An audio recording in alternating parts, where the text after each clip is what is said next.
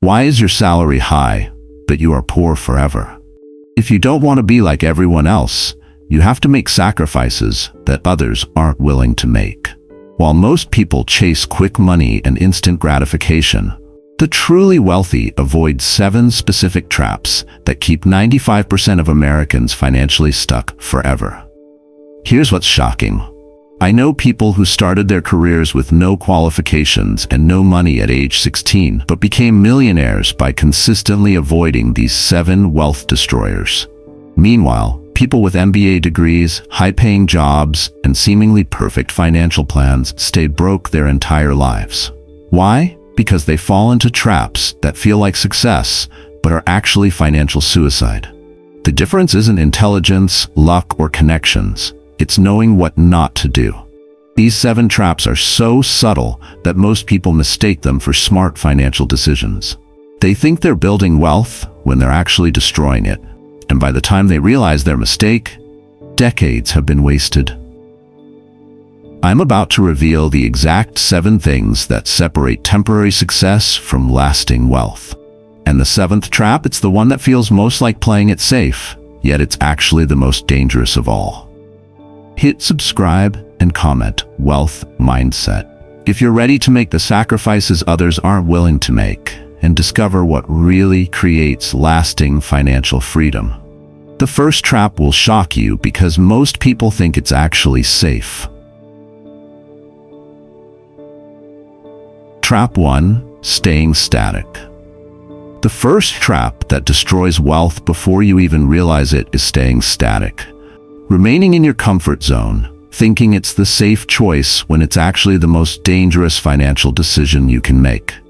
Most people believe that avoiding risk and staying where they are protects them from failure. But what they don't understand is that comfort zones are self-imposed prisons with no gaps for growth, no opportunities for expansion, and no pathway to the wealth they claim they want. But that's just the obvious part. The first trap will shock you, because most people think it's actually safety. In the vast mountain ranges where golden opportunities soared high above the clouds, there lived 2 eagles whose completely different approaches to life would reveal everything about the relationship between safety and true prosperity. Both eagles possessed identical natural abilities, identical potential for greatness, and identical access to the infinite sky above. Yet their life choices would create dramatically different destinies. The first eagle, known as the cautious guardian, had discovered a comfortable cage on a wealthy merchant's estate. The cage was spacious enough to spread his wings, provided regular meals without the effort of hunting, and offered protection from storms, predators, and the uncertainties of the wild. The cautious guardian convinced himself that this arrangement was intelligent planning. Why risk the dangers of the open sky when he could live comfortably and securely in his protected environment? Day after day, the cautious guardian watched other eagles soar past his cage, dismissing them as reckless risk-takers who would surely encounter danger, starvation, or failure. He took pride in his steady routine, his guaranteed food supply, and his predictable safety. However, the cautious guardian never realized that his comfort zone had become a prison with invisible walls that prevented him from discovering what lay beyond the merchant's small estate. The second eagle, called the territory expander, made a completely different choice that initially seemed dangerous and foolish. Instead of accepting the safety of captivity, he chose to venture into the unknown territories beyond the mountains. This decision required facing storms, hunting for food, and navigating unfamiliar landscapes that offered no guarantees of success or survival. During his explorations, the territory expander discovered vast valleys filled with abundant prey, hidden thermal currents that made flying effortless, and network connections with other eagles who shared knowledge about the richest hunting grounds across multiple mountain ranges. Each new territory he claimed expanded his possibilities exponentially, creating a freedom and abundance that the caged eagle could never imagine. Years later, the territory expander commanded vast territories across multiple regions, had access to unlimited food sources, and possessed the knowledge and connections to thrive in any environment. Meanwhile, the cautious guardian remained exactly where he started, comfortable but confined, safe but static, fed but never truly free to explore his potential. Here's what that story reveals about wealth building. Comfort zones feel like safety, but they're actually prisons that prevent you from accessing the infinite possibilities available to those willing to expand their boundaries. Here's where most people's wealth gets destroyed without them realizing it, through the psychological trap that makes smart people stupid. Trap 2: being ego-driven. The second trap that silently destroys wealth is being ego-driven. Believing you already know everything you need to know, when true wealth building requires the humility to continuously learn from others. Arrogant people are their own worst enemy, because ego blinds them to opportunities, makes them dismiss valuable advice, and convinces them they're too smart to need guidance from people who have already achieved what they're trying to accomplish. Here's where most people's wealth gets destroyed without them realizing it, through the psychological trap that makes smart people stupid. In the ancient centers of learning, where knowledge determined power and prosperity for entire civilizations, there lived two master scholars whose dramatically different approaches to wisdom would reveal everything about the relationship between ego and true understanding. Both scholars possessed exceptional intelligence and had access to the same vast libraries, yet their attitudes toward learning would create completely opposite destinies.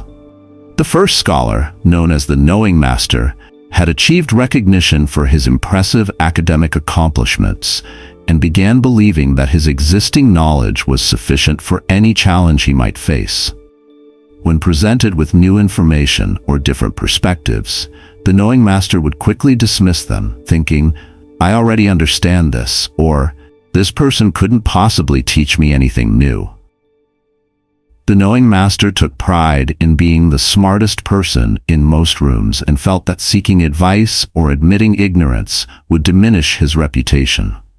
He approached new situations with confidence based on his past successes, never realizing that his ego was creating blind spots that prevented him from seeing opportunities and solutions that lay beyond his current understanding. Most dangerously, the knowing master believed that what he could see represented the totality of available knowledge. He never realized that his awareness was merely the tip of an enormous iceberg, with vast amounts of crucial information hidden beneath the surface where his ego prevented him from looking. The second scholar, called the learning seeker, approached knowledge with a completely different philosophy that initially seemed almost insecure to outside observers. Despite his impressive achievements, the learning seeker maintained a profound humility about how much he didn't know, and actively sought wisdom from anyone who could provide valuable insights. The learning seeker understood the iceberg principle, that visible knowledge was just a tiny fraction of what existed beneath the surface. This perspective made him hungry for new information, eager to learn from mentors, and willing to admit when he needed guidance from others who had walked paths he was trying to navigate.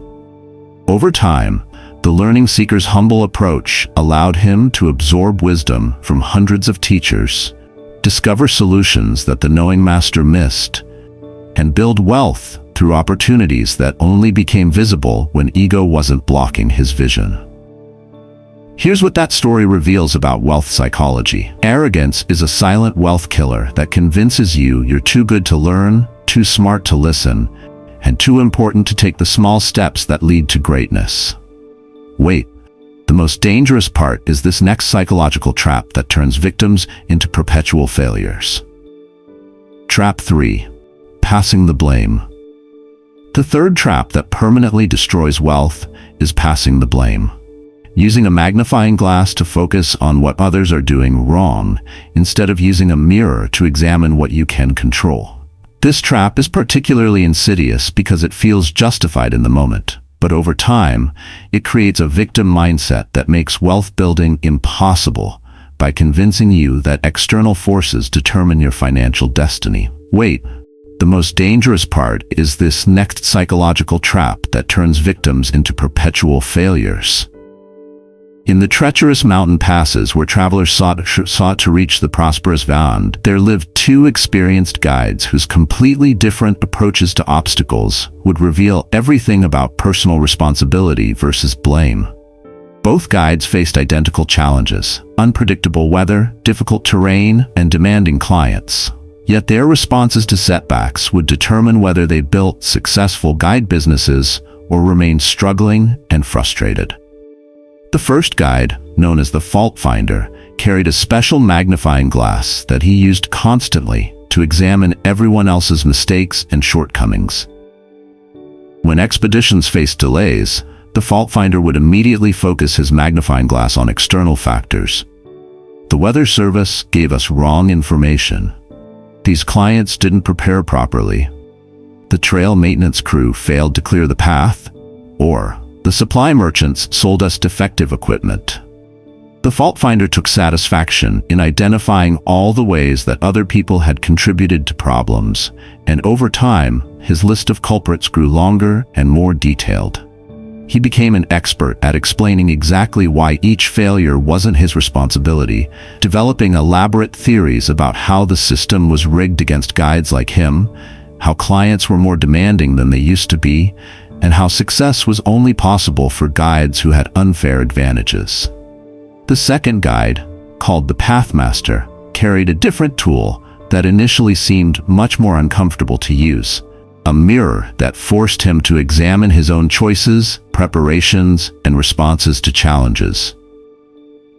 When expeditions encountered difficulties, the Pathmaster would immediately look in his mirror and ask, "What could I have done differently?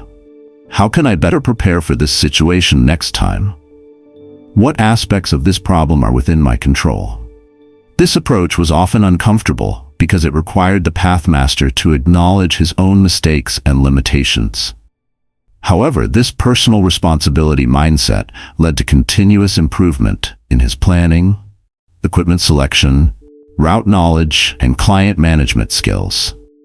Over the years, the Pathmaster developed such exceptional capabilities that he could successfully guide expeditions through challenges that would defeat other guides.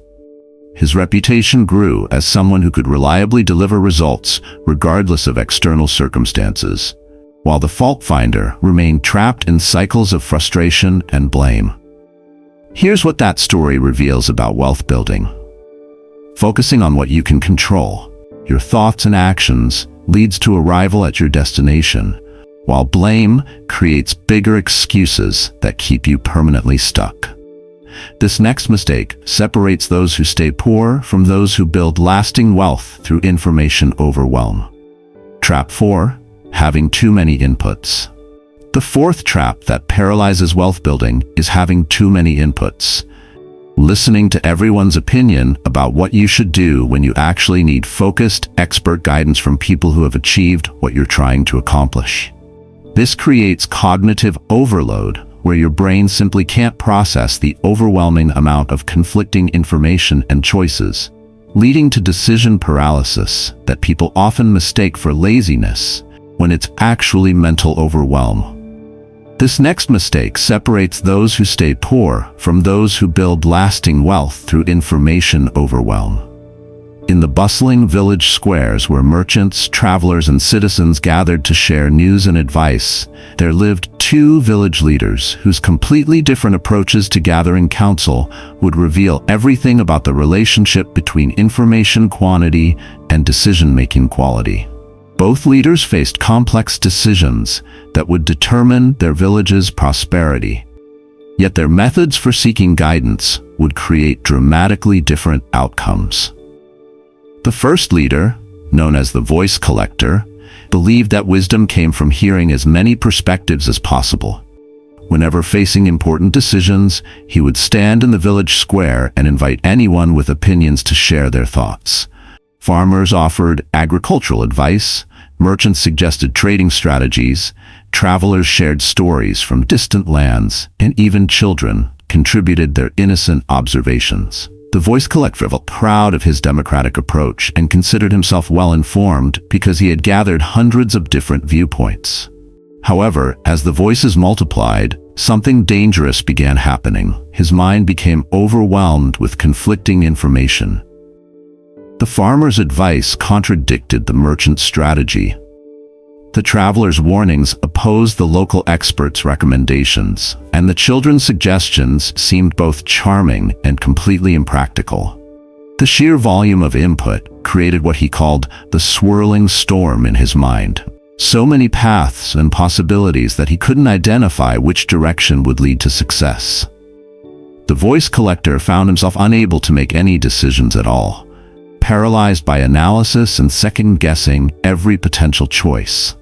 The second leader, called the wisdom seeker, took a completely different approach that initially seemed almost arrogant to outside observers.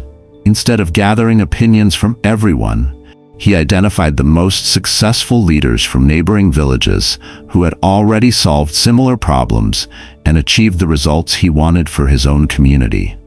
The wisdom seeker would travel specifically to consult with these proven experts, asking focused questions about their methods, strategies, and lessons learned. He prioritized quality of guidance over quantity of voices, seeking deep insights from people whose results demonstrated their expertise rather than collecting surface-level opinions from well-meaning but unqualified sources. This focused approach allowed the wisdom seeker to implement proven strategies quickly and confidently, without the mental paralysis that came from processing conflicting advice from dozens of different sources. Here's what that story reveals about wealth building. Limit the number of opinions you receive and prioritize quality over quantity by seeking expert advice from mentors and people successful in your field, rather than general opinions from everyone around you. All of the above becomes meaningless if you fall into this collaboration trap that keeps even talented people poor. Trap 5. Doing everything yourself. The fifth trap that limits wealth potential is doing everything yourself, believing that success comes from individual effort when true wealth building requires leveraging other people's talents, skills, and resources. No matter how capable you are, you will never outcompete a team of talented people working together, and the wealthiest individuals throughout history have understood that collaboration multiplies results far beyond what any individual can achieve alone. All of the above becomes meaningless if you fall into this collaboration trap that keeps even talented people poor. In the vast wilderness where survival and prosperity depended on securing resources across dangerous territories, there lived two skilled hunters whose dramatically different approaches to achieving success would reveal everything about the power of individual effort versus coordinated teamwork. Both hunters possessed exceptional abilities and faced identical challenges in providing for their communities, yet their strategies would create completely different levels of achievement. The first hunter, known as the Lone Stalker, took immense pride in his self-reliance and individual capabilities. He had developed extraordinary skills through years of solitary practice, perfect stealth, deadly accuracy, and deep knowledge of animal behavior. The Lone Stalker believed that success required personal mastery and that depending on others would only slow him down or compromise his results. Day after day, the Lone Stalker would venture into the wilderness alone, tracking individual prey through difficult terrain. His hunts were impressive displays of skill and determination, often resulting in successful captures that earned him respect and admiration from his community. However, the Lone Stalker was fundamentally limited by what one person could accomplish. He could only track one animal at a time, cover limited territory, and carry back whatever he could manage alone. The second hunter, called the pack leader, had discovered something profound about multiplicative results that the Lone Stalker never understood. Instead of focusing solely on perfecting his individual hunting skills, the pack leader invested time in building relationships with other skilled hunters, each bringing different strengths to collaborative efforts. The pack leader organized coordinated hunts where multiple hunters could surround larger prey, cover vast territories simultaneously and share specialized knowledge about different aspects of tracking, trapping, and resource management.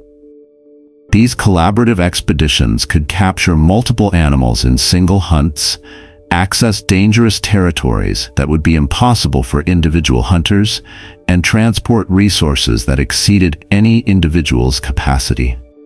Most importantly, the pack leaders' network created opportunities that individual effort could never generate. When one hunter discovered abundant prey in distant territory, the information benefited the entire group. When hunters faced challenges beyond their individual expertise, the collective knowledge of the pack provided solutions.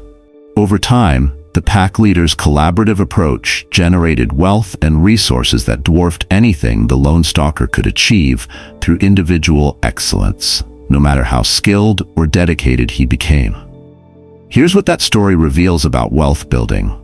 You'll never outcompete talented people working together, and the modern version means helping older business owners with technology, leveraging platforms and teams, and building networks that multiply your individual capabilities. You think you understand wealth building? This reveals the biggest illusion that destroys smart people's money. Trap 6: Buying a luxury lifestyle. The sixth trap that destroys wealth before you can build it is buying a luxury lifestyle. Spending money on depreciating items that create the appearance of success while actually preventing you from building real wealth. This trap is particularly dangerous because it feels like success and impresses others on social media, but it's actually financial suicide disguised as prosperity, keeping you trapped in cycles of debt while real wealth builders quietly accumulate appreciating assets. You think you understand wealth building? This reveals the biggest illusion that destroys smart people's money. In the prosperous trading centers where merchants competed to display their success and status, there lived two wealthy traders whose completely different approaches to spending their profits would reveal everything about the difference between appearing rich and actually building lasting wealth. Both traders earned substantial income from their businesses, yet their spending philosophies would determine whether they built dynasties or lost everything. The first trader, known as the Golden Display Master, believed that success should be visible and impressive to everyone around him. Whenever his business generated profits, he would immediately invest in spectacular displays of wealth. Ornate carriages pulled by the finest horses, luxurious clothing made from exotic materials, elaborate feasts at expensive establishments, and a magnificent mansion filled with costly decorations and artwork. The Golden Display Master took great pride in the admiration and envy his lifestyle generated. Other merchants and citizens would point to his possessions as evidence of his business success, and he enjoyed the respect and social status that came from his impressive displays. However, the Golden Display Master never realized that his beautiful possessions were actually consuming his wealth rather than creating more of it. His ornate carriages required constant maintenance and depreciated in value every year. His expensive clothing went out of style and needed frequent replacement. His lavish entertaining drained resources without generating any return on investment. Most dangerously, when economic difficulties arose, the Golden Display Master had no resilient assets to fall back on, only expensive possessions that were difficult to sell and had lost most of their original value. The second trader, called the Silent Wealth Builder, made completely different choices that initially seemed almost stingy to outside observers. Instead of spending profits on impressive displays, he quietly invested in assets that would generate ongoing income. Additional trading routes, partnerships with other successful merchants, real estate that could be rented to generate monthly income, and shares in profitable ventures across multiple industries. The Silent Wealth Builder lived modestly while his investments grew, understanding that temporary sacrifices in lifestyle would create permanent financial freedom. While the Golden Display Master impressed everyone with his spectacular spending, the Silent Wealth Builder was building a foundation that would generate wealth automatically for generations.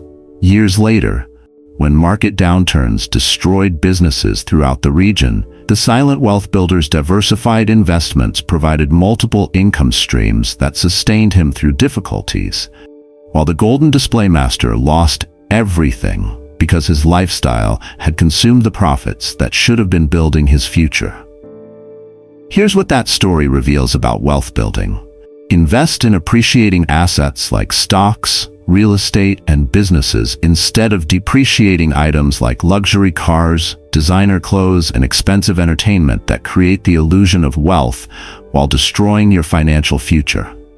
What happens next reveals why most people work their entire lives and stay broke through this final trap. Trap 7. Working for only money. The seventh and most devastating trap is working for only money, choosing immediate high pay over long-term skill development and equity building.